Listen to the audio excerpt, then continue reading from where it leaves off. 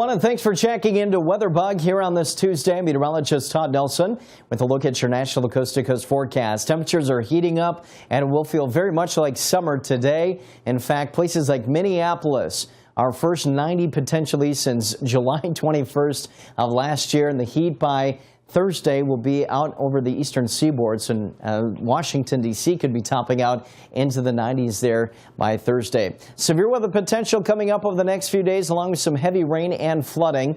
Watching this boundary sig south out of Canada today, so from South Dakota through Minnesota, Wisconsin, the UP, Michigan, some damaging winds, some heavy pockets of rain and hail, also to the northeast this afternoon. And then by Wednesday, the boundary sigging south a little more to encompass the Midwest and the Ohio Valley. And then we're going to see that threat kind of continue in some of the same areas on Thursday. But it'll be interesting to watch this moisture here from the East Pacific. These are the remnants of Hurricane Blanca. You can see California getting some much needed precip, Nevada, the Four Corners region, and then eventually this impulse of energy, some of the moisture gets pulled up into the Midwest. And look what happens here by Thursday. We've got some very heavy rain, some showers and storms, some of which could be a little bit on the strong side. But over the next 5 days, rainfall tallies in this purple coloring upwards of 2 inches. And then in this red and orange color, that's almost 5 inches or more. So again, some heavy rain, maybe some flooding. Nice to see the moisture over the western and southwestern corner of the nation.